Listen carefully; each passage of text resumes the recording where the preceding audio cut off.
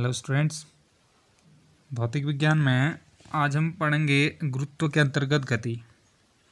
लिखा है मैंने। तो गुरुत्व क्या होता है? कोई वस्तु अगर पृथ्वी की ओर आकर्षित होता है, ठीक है, या कोई वस्तु हम ऊर्ध्वाधर ऊपर की ओर फेंकते हैं, या कोई वस्तु हम ऊपर की ओर फेंकने में जो नीचे की ओर आकर्षित होता है या पृथ्वी की ओर आकर्षित होने का जो गुण होता है वह गुरुत्व कहलाता है। सबसे पहले हम बात करते हैं गुरुत्व के अंतर्गत गति, मोशन अंडर ग्रेविटी। यदि वस्तु गुरुत्व के अंतर्गत मुक्त रूप से गिर रही है तो वस्तु के त्वरण को गुरुत्व जनित त्वरण या जनित त्वरण कहते हैं। वस्तु के त्वरण को गुरुत्व जनित त्वरण कहते हैं। इसे जी से प्रकट करते हैं, ठीक है ना, स्मॉल जी। इसको गुरुत्वाकर्षण, एक तो कैपिटल जी होता है गुरुत्वाकर्षण बल होता है, एक जो स्मॉल जी है इसको बोलते हैं गुरुत्वीय त्वरण, जिसको कहते हैं वही है ये गुरुत्व।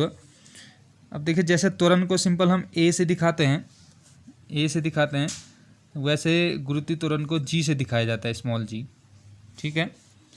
तो स्मॉल जी, तब देखिए आप लोगों ने गति के समीकरण पढ़े हैं, 3 समीकरण पढ़ रखे हैं गति के। तो इन्हीं 3 समीकरणों में हमें क्या करना है, देखो गति के समीकरणों में ए बराबर स्मॉल जी, और स्मॉल जी का मान कितना होता है ये आप लोगों को याद भी रखना है। ये मैंने लिखा है, ये 9.8 मीटर प्रति सेकेंड स्क्वायर। ये स्मॉल जी मतलब गुरुत्वीय त्वरण कहते हैं इसको, ठीक है ना। स्मॉल जी का मान कितना होता है? 9.8 मीटर प्रति सेकेंड स्क्वायर। तथा विस्थापन एस के स्थान पर ऊंचाई एच लिखते हैं। तो गति के जो 3 समीकरण हैं उसमें हमें क्या करना है, एक ही जगह तो हम स्मॉल जी रखेंगे और विस्थापन एस जहाँ पर था या दूरी जिसको हम कह रहे थे उसकी जगह एच लिखेंगे।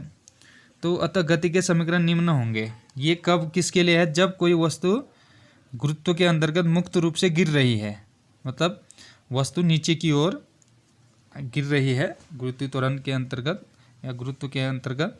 तो उस टाइम हमारे पास समीकरण एक तो हमारे पास v बराबर यू प्लस ए टी होता है। तो v बराबर यू प्लस ए की जगह g लिख दिया मैंने, तो gt हो जाएगा पहला समीकरण। दूसरा समीकरण होता है s बराबर U T plus half A T square होता है।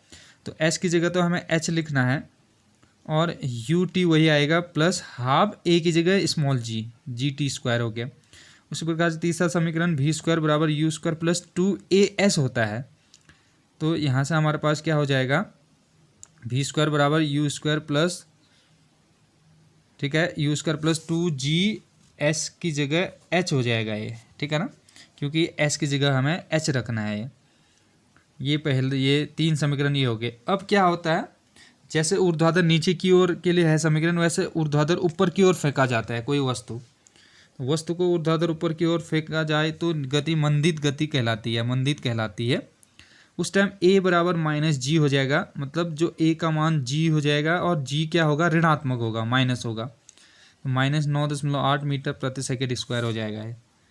अब आप लोगों को सीधे सीधे पता चल रहा होगा, अब जहाँ पे a होगा वहाँ पे माइनस जी होगा और s की जगह तो आप लोगों को h रखना ही है। तो गति के समीकरण उस टाइम क्या होंगे, अतः गति के समीकरण निम्न होंगे। v बराबर u माइनस जी टी, क्योंकि a की जगह माइनस रखना है हमें, माइनस जी टी। और दूसरा हो जाएगा h बराबर यू टी प्लस होता था पहले, अब माइनस होने के कारण हाफ जी टी स्क्वायर हो गया, माइनस हो जाएगा। तीसरा हो जाएगा v स्क्वायर बराबर यू स्क्वायर माइनस 2gh। वैसे क्या होता था, v स्क्वायर बराबर होता था यू स्क्वायर प्लस 2as होता था। अब देखिए गुरुत्व के अंतर्गत ऊपर फेंका जा रहा है, तो ये सब माइनस चिन्ह किस कारण आ रहा है, जब हम वस्तु को ऊपर की ओर फेंक रहे हैं तो स्मॉल जी का मान ऋणात्मक आ रहा है, तो माइनस जी यहाँ से आ रहा है।